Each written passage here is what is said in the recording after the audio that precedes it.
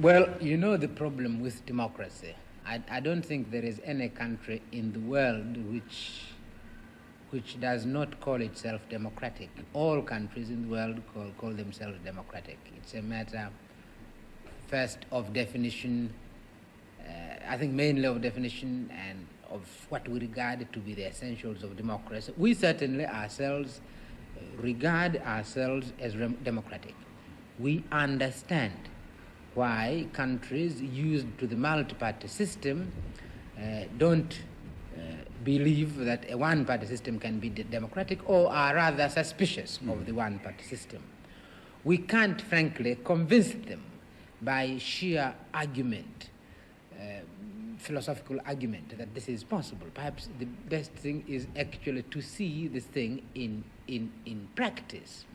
What are the essentials of democracy? The essentials of democracy are that individuals should feel unharassed, that they are actually free in their society. Individual, this is the most essential thing.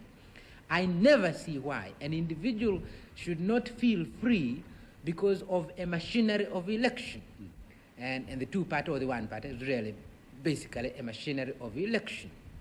The second one, when it comes to machinery, is that an individual should feel a true choice of the people he wants to represent him in a government where it's no longer possible for people individually to participate in the government, that you have to select individual representatives. Now, either sometimes you select parties, sometimes you select individuals.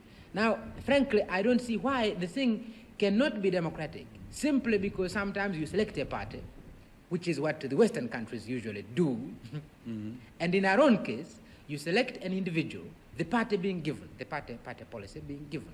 So this is the kind of election we went through the other day, and we honestly believe we are independent, and we really ask the old countries at least to be democratic enough, to have a free mind, and to study the new experiments which are taking place in the rest of the world, and this experiment which is taking place in my own country. Yeah. It is democratic. We believe it is democratic. Now, not very long ago, you had a revolution across the water here, and you have a union with Zanzibar. Some people might want to know why a small population like that of Zanzibar is so heavily represented in your union parliament. Well, some people want to know, both outside. This question is asked not merely by non-Tanzanians, sometimes it's asked by Tanzanians. But remember what has happened. What has happened is a merger between two countries. It's a merger between two countries. And when you are talking about countries, there is no big country and small country.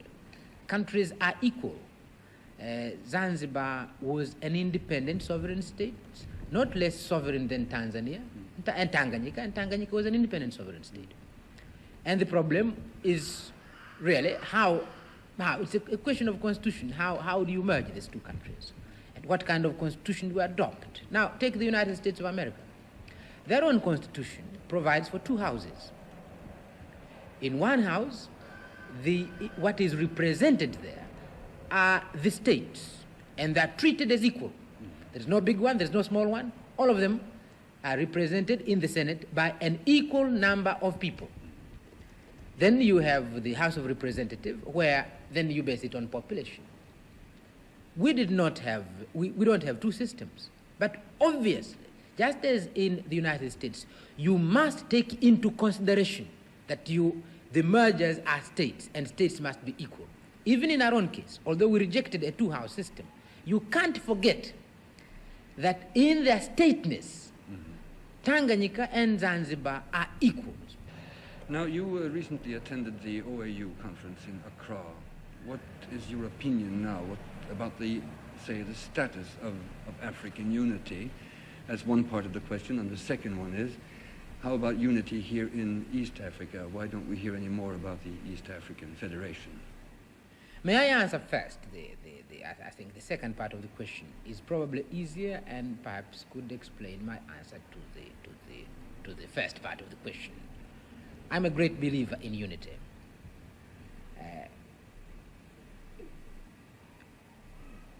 I believe in the old adage, you know, unity is strength.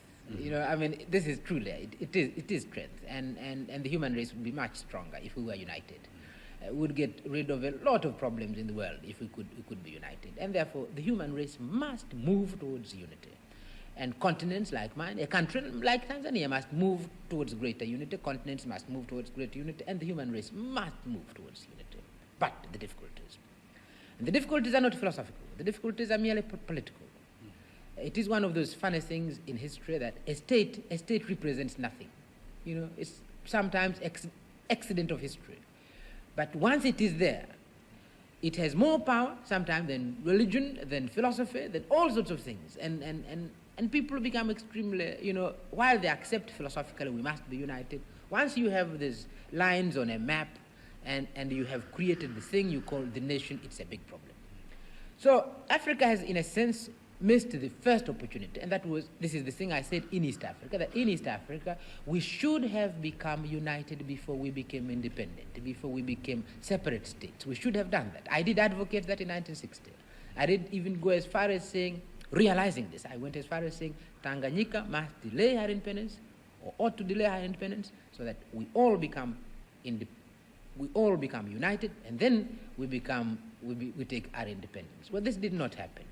The reasons I understand, but I felt it was a great pity that we did not become united before we became independent. Hence now the difficulties. We now become separately independent, and as a result, since we are sovereign states, it's extremely difficult. Mm-hmm. And for the time being, quite frankly, we must forget the possibility of a political merger in East Africa. Things like economic cooperation, this we are maintaining with great difficulty, but I think we'll maintain. Now, this is true of Africa. If it is true on a small scale like East Africa, where we have a common language, Swahili and English, common traditions of government, because all of us have been under British rule, we have common services, we have no railways, all railways are East Africans, and all East African railways, and all sorts of things, common currency and all sorts of things running together. If this is difficult, obviously it's going to be much more difficult on the continental basis. And this is the context in which people must view the unity that is taking place in Africa, the movement towards unity in Africa. This is the way you've got to assess the importance of the OAU, not from the ideal of unity, but from the difficulties of moving towards there. And if you do accept this, then the organization of African unity is extremely significant, because here you are. I mean, it's the one continent where you find this. Young, feeling very much about their sovereignty, but still we meet, you know, and we give and take. And there we are. So I'm very hopeful myself. I'm realistic enough to feel that our road to unity is going to be long, patient. Mm-hmm. But I am again feeling that given these difficulties, the OAU is a small miracle.